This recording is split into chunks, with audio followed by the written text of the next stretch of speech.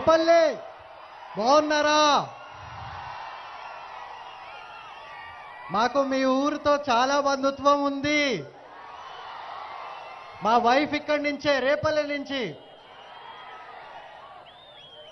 నేను ఈరోజు మీ అందరి మధ్యలో నుంచుని, పవన్ అన్న దగ్గర నుంచుని ఎంతో సంతోషంగా నవ్వుతూ మీ అందరితో కొన్ని విషయాలు పంచుకుందామని అనుకుంటున్నాను.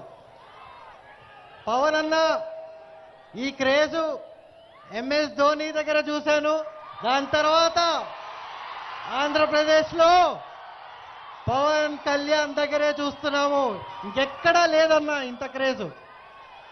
మీరందరూ కూడా ఈ మంది బలాన్ని అన్నకు రాజకీయ బలంగా మార్చాలని ఈరోజు మీ అందరికీ నేను ప్రార్థించి కోరుకుంటున్నాను.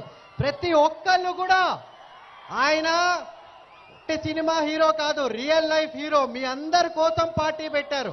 ప్రతి కులం కోసం, ప్రతి మతం కోసం అందరూ బాగుండి రాజకీయ దిగ్గజాలను కూడా కలిపి ఈరోజు ఈ రాష్ట్రాన్ని ఎంతో ముందుకు తీసుకెళ్లాలని అందరినీ కోరుకుంటున్నాను. మీరందరూ ఒకటే గుర్తుపెట్టుకోండి, మనము యువత ఈ రాష్ట్రాన్ని బాగు చేయాలి అంటే ఒక ఆదర్శ నాయకుడు ఉండాలి.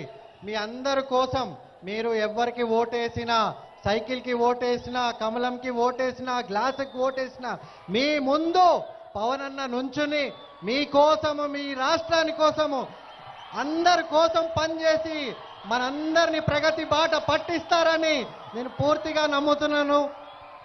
సో ఈ రెండు విషయాలు చెప్పి ఎక్కువ సమయం తీసుకోకుండా మీరందరూ కూడా నాలాగే ఉత్సాహంతో అన్నని సపోర్ట్ చేసి దాన్ని రాజకీయ బలంగా మార్చాలి అని పూనుకొని మీరు ఒక్కళ్లే కాకుండా మిగతా 10 మందిని, మీతో పాటు తోడున్న 10 మందితో ఓటేపిచ్చి రాష్ట్రాన్ని ఒక మంచి ప్రగతి బాటలో తీసుకెళ్ళాలి అనే సమయం కూడా ఈ రోజు ఇక్కడ వచ్చింది.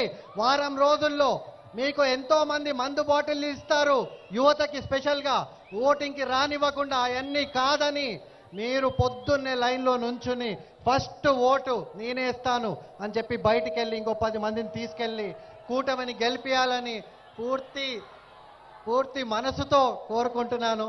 Thank you Repalle. చాలా సంతోషంగా ఉంది మీ అందరినీ ఇక్కడ చూసి. Thank you.